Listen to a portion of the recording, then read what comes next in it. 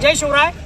या ठिकाणी बघा, गेल्या 3-4 महिन्यापूर्वी कृषी उत्पन्न बाजार समिती वैजापूर येथे शेतकऱ्यांनी आपले पिकवलेले कांदे या ठिकाणी या मार्केट कमिटीला घातले, परंतु व्यापारी फसवा निघाला, व्यापारी पळून गेला पैसे बुडून। त्यामुळे या ठिकाणी शेतकऱ्यांनी 140-45 दिवसापूर्वी या ठिकाणी मार्केट कमिटी चालून गेले। त्यावेळेस या ठिकाणी आमदार साहेब, वैजापूर तालुक्याचे सन्मान्य आमदार साहेब, सभापती, उपसभापती, संचालक मंडळ यांनी शेतकऱ्याला आश्वासन दिलं होतं की आम्ही तुमचे पैसे देऊ, परंतु त्यांनी पैसे न दिल्यामुळे गेल्या 7 दिवसापासून हे शेतकरी आमरण उपोषण या ठिकाणी कृषी उत्पन्न बाजार समिती येथे करत होते।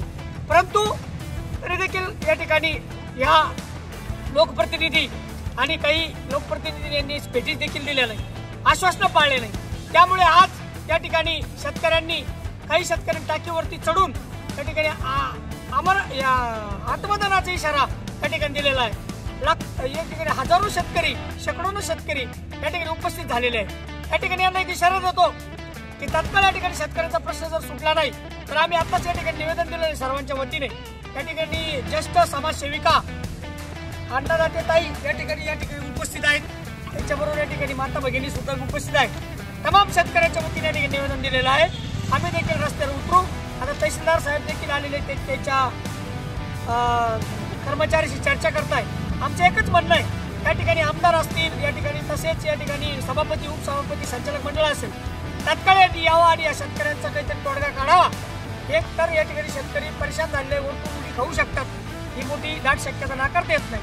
परंतु या ठिकाणी आम्ही देखील हे शेकडोने शेतकरी, एक तर आम्ही या ठिकाणी आमदारांच्या कार्यालयावर चालून जाऊ किंवा या ठिकाणी मार्केट कमिटीला या ठिकाणी जे सभापती, उपसभापती, संचालक मंडळ आहे त्यांना भेटीस धरू किंवा या ठिकाणी रस्त्यावर उतरू।